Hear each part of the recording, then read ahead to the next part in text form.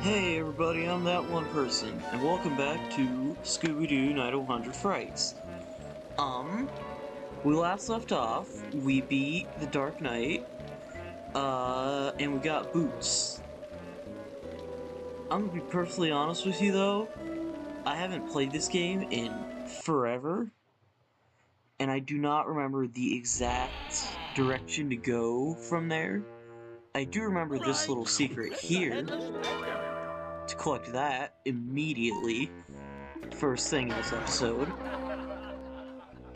I haven't started my timer yet, hang on. Sorry to keep you waiting. Sorry. Just want to start the timer for today so I know how long this episode has been going. Also, I made a little change to how I've recorded these. Normally, when I don't know why I haven't done this yet. My computer has this turbo mode, quote unquote. I don't know what it does, but besides make the computer run faster, I guess. I turn it on for streams, but for some reason I haven't been turning it on when I play this game or record things. Maybe I'll use it and go back and do a better finale for Rhythm Heaven Fever. Maybe. Don't get your hopes up, but maybe. I'll just throw that out there. I remembered. Okay, I just remembered where our next objective was, however. We're going back to the fishing village now. I'll walk. The warp gates are convenient, but I might as well just walk for the sake of getting anything I might have missed. Because I probably missed a few things. I'll be honest, most of the time I don't really remember the exact path anyway. Of, like, where to go, I mean. It's mostly muscle memory. Which is kinda coming back to me, but then again, it has been a while.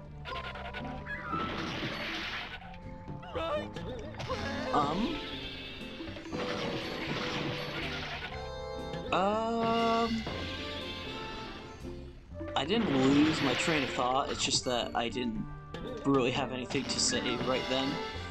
Sorry about that little bit of awkward silence. Here's a question.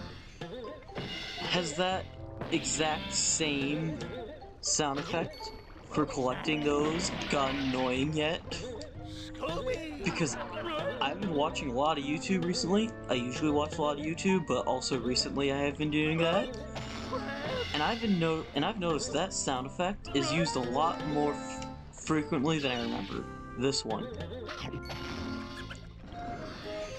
There was 3 different sound effects there, but the chomping one, that's the one I'm talking about. That one is used a lot more often than I remember. Like, it's all over, now that I think about it. And considering that's the sound for collecting a coin in this game, pretty much. Like, they're not actually coins, but you know what I mean. The object that functions as a coin. Yeah, you're gonna hear it a lot. Should I do this? I guess I'll do this for the sake of collecting things. We're gonna have to go back around that way. But this part's automated, so once you grab on, all you can really do is move around and jump off, which is probably not a good idea, and I think it even throws you off when you get to the end here. Yeah, I didn't press any buttons there. The only problem with that is since we didn't do it before when it would have been convenient, and now we have to walk all the way back instead of just using it as a shortcut.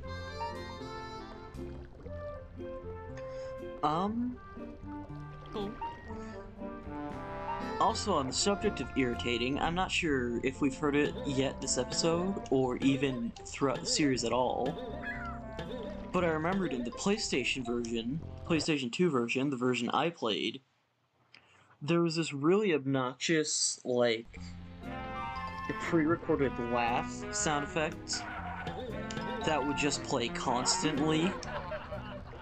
That one, right there. Wow. That was very convenient timing. And my god, does it get irritating.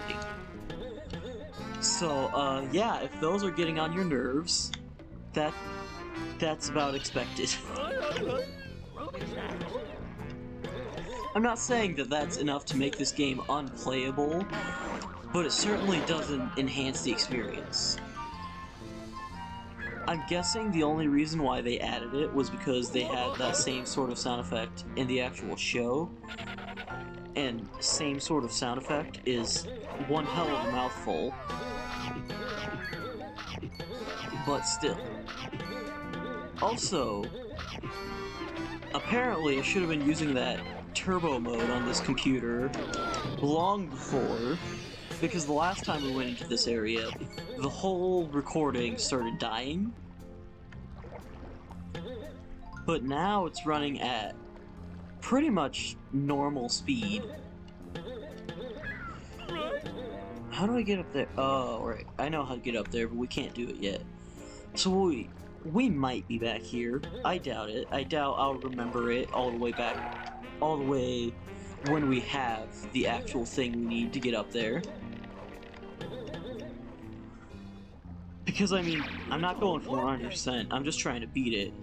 This place, this is where we were going to. I could have just used a warp gate, but, I mean, hey, we were able to grab some things that we weren't able to before. But now that we have the boots, we can get through here, and now we're going this way. I know I already mentioned this, but the other way we went before to get the double jump is now blocked off. So now we have to go this way. I don't know why they would make it just that one area only accessible at the beginning until you get another power-up later. It just seems very odd to me. But I mean, hey, what do I know about game design? I'm not a game developer.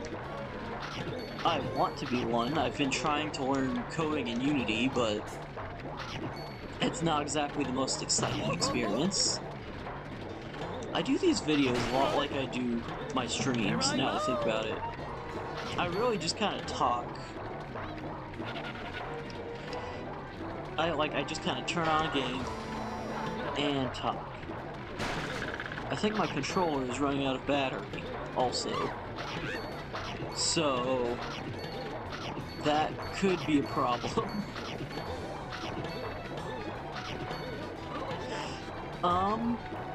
Anyway, yeah, as I was saying, I noticed I do these a lot like I do live streams. Those are just kind of like... I just kind of turn on the game, turn on OBS, and I swear to God. This section of the game is the worst, because you cannot use your attack unless you're standing still. I think it's because of the sliding or whatever. I don't know. This is like the only stage in the game that has ice physics. Also, I am just not allowed to grab that, I guess. Okay. Don't know what that's all about. Give it one more shot. Yeah, no, it doesn't look like I can grab that. For some reason. Okay. Anyway, yeah, this section is the only section in the game, I believe, that has ice physics. And it is really obnoxious. Luckily, the ice physics are only on the floors and not on these conveyor belts. That's what they're called. I always forget they're called conveyor belts. My mind immediately goes to treadmills, but that's not... I don't really think that's the appropriate term. I don't know how I screwed up that jump, but I did. But yeah, these conveyor belts aren't slippery, but the entire bottom half of the stage, of these stages, are slippery, and it is the worst. Is this even the right way? I'm not even sure if this is the right way, so if this turns out that we're going in the completely wrong direction, then that would be unfortunate. But hey, it's something. I believe it's the right way, but I'm not sure. Also, this part. I already said that I'm not a game designer, so I don't know anything about this, but I feel like this is something anyone would know. If you plan on being a game designer, don't do something like this. A bunch of different moving platforms all going in opposite directions. That is just poor design, I feel. Again, not much of a game designer, but still, like, good god. Also, I know that there was a few collectibles towards the screen here, but we don't have what we're supposed to have to collect them, and it's a pain to collect them without it. So, I mean, let's just move on.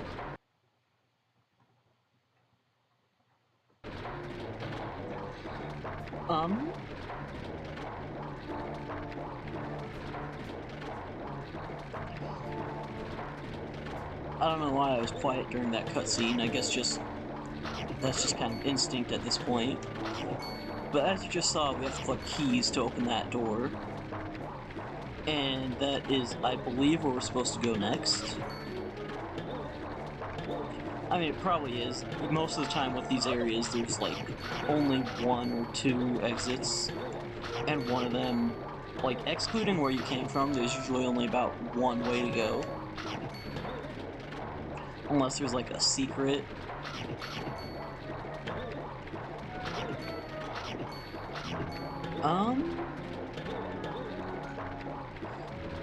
Train of thought being stupid. I wish I had more things to talk about. I probably would if I watched the show as a kid. But I didn't, so I don't. I've heard the show was good, but then again, you know, I'm not... Okay, that was just dumb. But then again, as I was saying, I've heard the show was good, but then again, I'm not really willing to just jump in and start watching, like, a show aimed at kids, considering I am not a kid. But, I mean, who knows? I mean, I'm nervous to watch the show. I'm too embarrassed to watch the show, but here I am, playing a game based off of the show for the entire internet. So I guess I didn't really think that part through.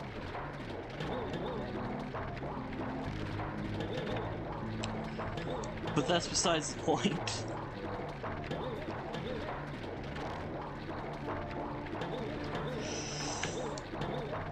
This area is very confusing. I probably should have mentioned that a while ago. But this area is very confusing. There's a lot of paths that look very similar. Because they're all just these, platforms on strings.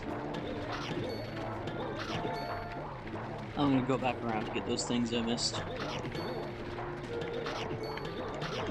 This area kind of sucks, now that I think about it. Like, this specific portion of the game, this fish factory, it's all very samey, and it's mostly just a lot of platforms on strings that you have to wait to move.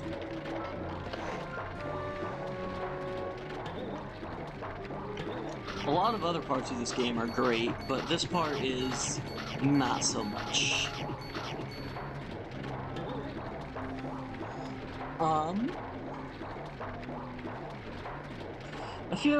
I'm not sure if I ever mentioned this, but I guess I will discuss what, in general, I'll discuss the structure of this game, since we've talked so much about game design.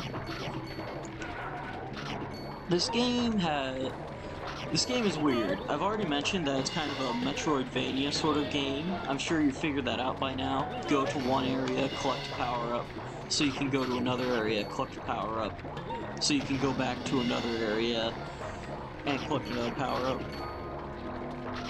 But yeah, a lot of the game is structured like that. Besides that, there's four major bosses. We've beaten one So there's 3 left. There's like 1 per area, plus the final boss. There's the Dark Knight, who we already saw in the mansion area, more specifically the rooftop areas.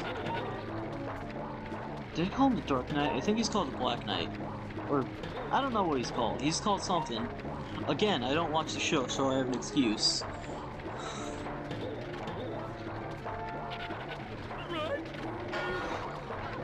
But anyway, yeah.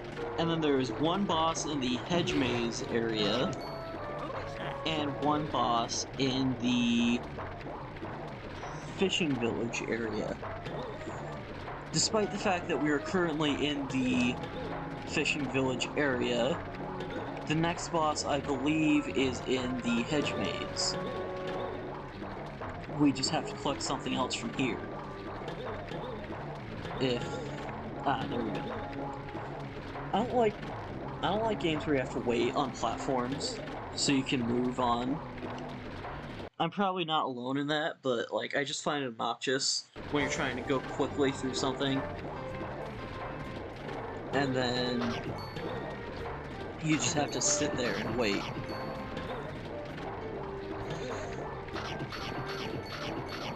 Then again, maybe, I don't know. It gives us like a little break, but at the same time, sometimes I just want to like get on with it. I especially hate it when it's a frustrating section in a game, and it's also pretty much all moving platforms, because then you start trying to rush it, and then because you're trying to rush it, you start to screw it up, and that means you have to wait even more for the platforms to come, and you have to keep restarting.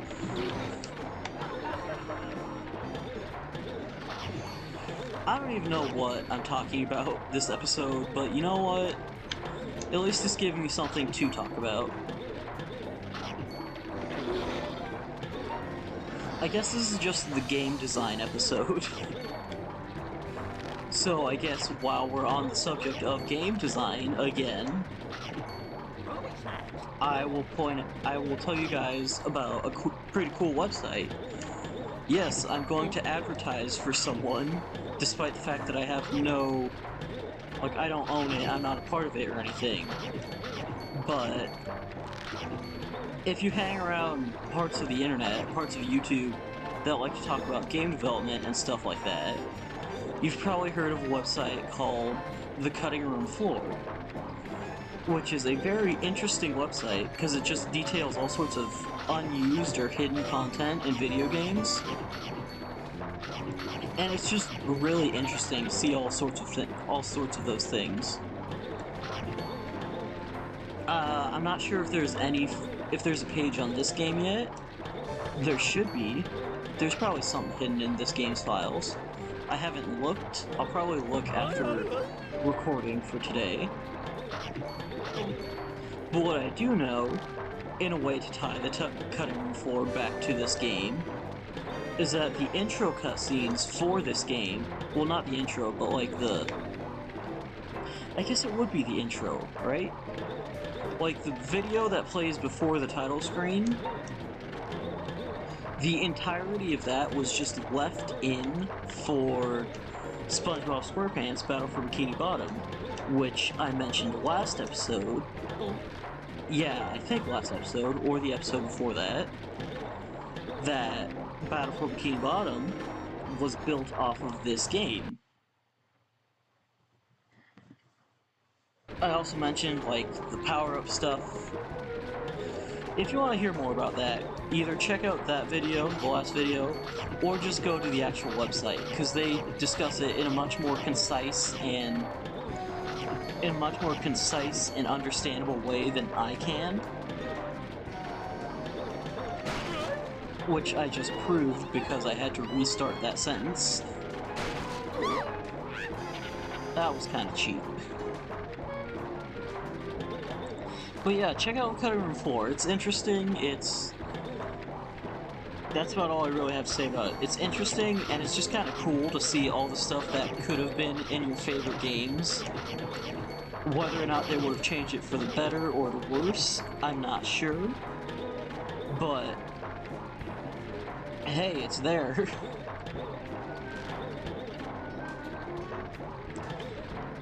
Yeah, we're just about done with this episode in terms of time, it seems.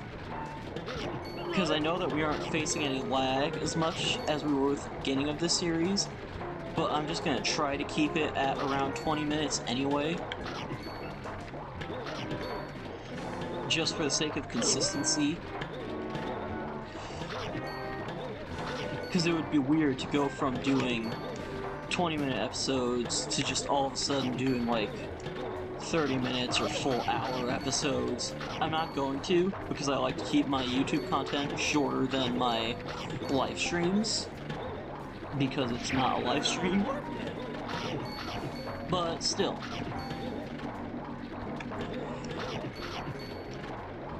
That's about all we can grab with those. Actually, the sounds sound a little bit weird. I think we might be getting close to lagging, actually. But yeah, I'm just gonna finish collecting these, and I'll go... This game does a lot of tricks like that, hiding just one singular thing in just a little corner like that, so you'll never be able to see it. And that's kind of obnoxious. I mean, I get wanting to have secrets in your game, but still, at least be reasonable. I saw a little secret up there. I'm not sure if we're going to be able to get it, though. Maybe...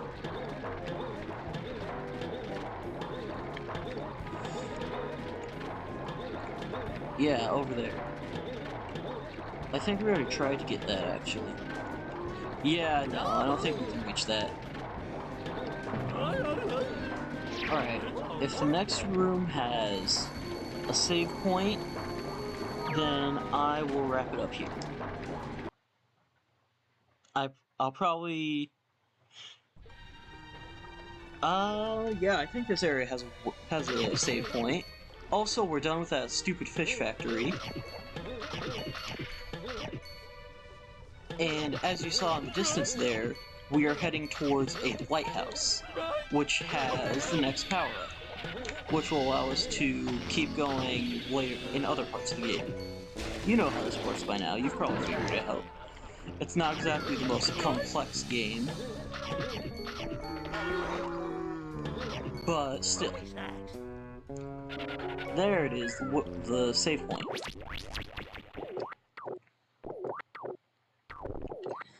So yeah, I think that's about good enough for this episode.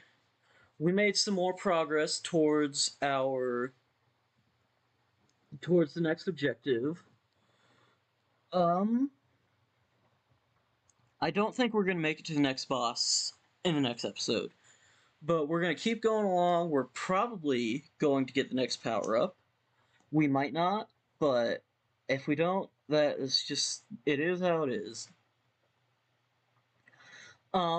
Be sure to check out the rest of the series, because I'm not sure... like, if you're enjoying this, I want you to see the full thing, just so that you're good... I'm trying to word this in a way that doesn't sound like I'm obnoxious.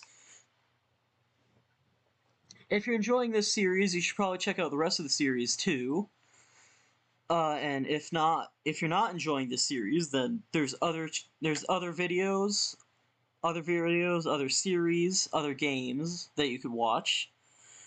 If you are enjoying content on this channel, maybe you should subscribe, hit the bell icon so you can see when I upload more videos. Yeah, I think that's about it. We'll see you next time. Peace.